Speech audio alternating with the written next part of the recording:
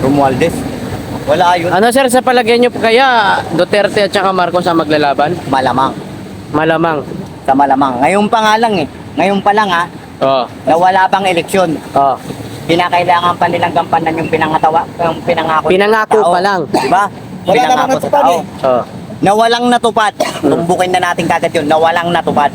Maliban sa Vice President natin na ang sinabi niyang ang ginagawa ko po ay trabaho lang. Totoo naman. Trabaho lang talagang ginagawa niya.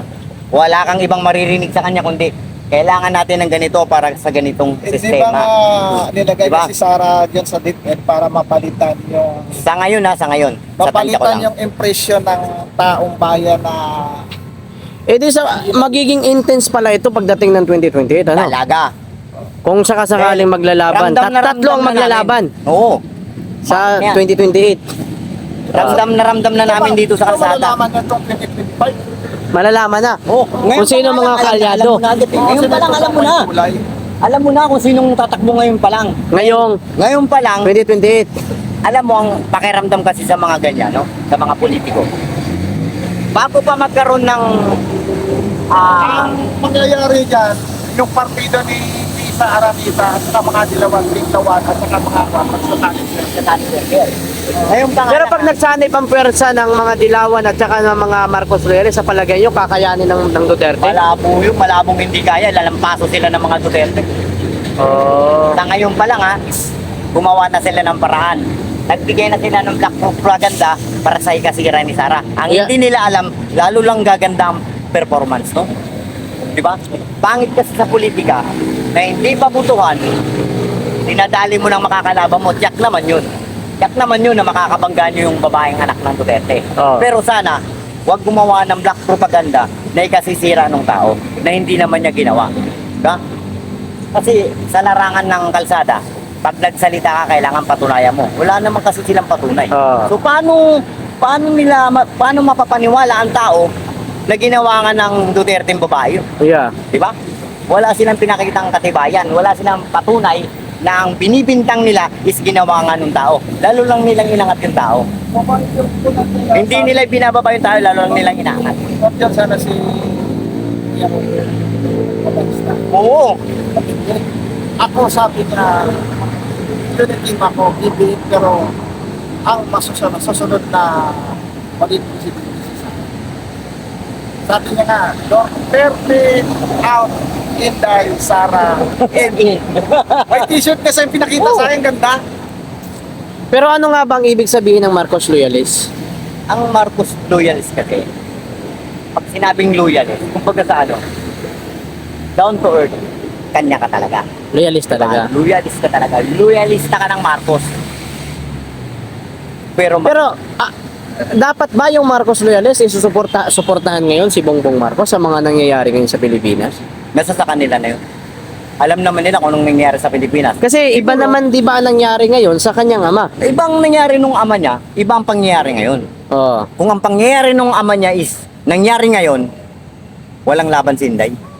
Walang laban si Oo, Inday. walang laban si Inday. Kung nangyayari ngayon ang nangyari nun sa ama niya, yung Oo. ginagawa ng tatay niya noon, Oo. nangyari ngayon, Walang isang laban. salita lang ang binubitawan nun, parang si Duterte rin lang. Kung ikaw, ayaw mo sumunod sa akin bilang presidenteng Marcos sa Pilipinas, lumayas ka, hindi kita kailangan. Ganun din ang Duterte administration. Di ba? Pero may Doon kung ginagawa, tawagin may nila. ginagawang maganda. Talaga lang, napakalupit na mga ginagawa ng tao. Kaso mo nga lang, pagdating sa anak, ni isang kaliskis ng Marcos administration dati, walang nakita sa Marcos ngayon.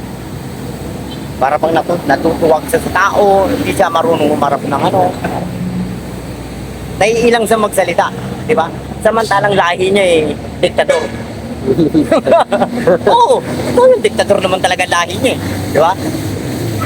Sino ba naging diktador na presidente kundi ang tatay niya? Na dapat sana, Pero sa palagay mo, ano yung dahilan kung bakit nagkaroon ng hiwalayan ng mga Marcos at saka Duterte? dahil sa politiko. Oh. Dahil sa politika. Dahil sa ganid na kapangyarihan. Politika nga ang dahilan. Politika ang dahilan. Besides na nating politika, yung ganit na kapangyarihan ng ng Kongreso. Yun mismo. Yun Ganit mismo. yun eh. Kita mo, Ibig sabihin, hindi totoong public servant. Hindi. public, personal interest, not public servant. O, yun nga. Pansarili yun Sino eh. ba ang nagbabagsak kay President Marcos dati? Ah, Hindi ang pansariling kapakanan. Pwede kay yung kanyang tatay, ama ni Tambaluslos, si Cocoy Romualdez. Yun ang nagbabagsak eh. Ang panang taong bayan nga. Bakit hindi? Ngayon, repeat order. Hindi natin ibalik yun. pero mas maaga. Oh, mas maaga. Hindi natin Kasi ibalik yun. buhay ang social media. Social media, tama ka. Kasi Hindi wala ka na kasi. Siguro, tumagal lang siguro dati dahil ang social media ay hindi masyadong... Hindi masyadong Wala pa ano. social media. Wala pa. Media talaga. Ano pa lang tayo? Control ng Typewriter media. pa, typewriter pa tayo. So hindi pa tayo marunong mag-cellphone. telegrama Oo, telegrama pa tayo, piso ka isang letra. Patay, tatay, uwi. Oo, patay tatay, uwi anak. Yun lang. Tapos na. Tapos pila-pila sa PLDT, oh. Grabe, mahal ang babayaran. Ngayon, 5 seconds, sumabot ng 500. hindi na maaring itago ang mga Dapat itago. dapat itago kasi nga Ibig sabihin, nung panahon ng Marcos Sr., parang parehas na ng Duterte administration. yun, walang pinagkaiba. Ganun na ganun. Pag nagsalita, ginagawa. Di ba? Oo. Sabi ni Marcos, kung ayaw mong sumunod sa presyo ko, isara mo ang negosyo mo. Sinabi niya sa mga negosyante. Margins na negosyante. Yeah. So hindi makasunod ang negosyante, takbo ng ibang bansa. Mm. Kasi kakanain ka ni Marcos. Ganun kasimple yun. Pag sinabi ni Marcos na piso lang ang halaga niyan, piso lang ang halaga niyan. Dahil pag yan naging dos, huhuling ka ng militar. Paparusahan ka. Ganun yun. Ganun kasimple. Katulad na lang ng sinabi ni Duterte.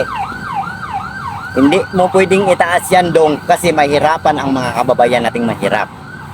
Nung magreklamo, lumayas ka dito dong, baka mapatay kita. Oh. Layas, di ba? Ganun lang kasimple sila magmaniobra ng bayan. At napakaganda na sistema. At karoon ng tao ng takot at saka respeto.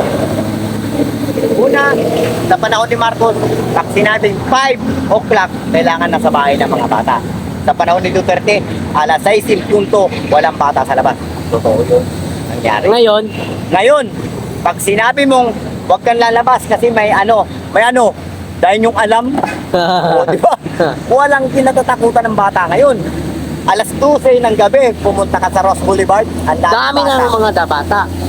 Dalagita, Pinatilyo, ang dami rito. Kung ano-ano. Sa amin nakikita ko sa Roas Boulevard, nagsisip-sip ng ano dyan, Solvent. solvent. Dati parang wala na yung Wala na Duterte. yan nung araw. Wala yan, di ba pinag-uuli yan? Alas 5 pa lang ng tanghapon, sinusurvey na rito ng mga pulisya. Tama. Kinukuha na, pati magulang nadadamay.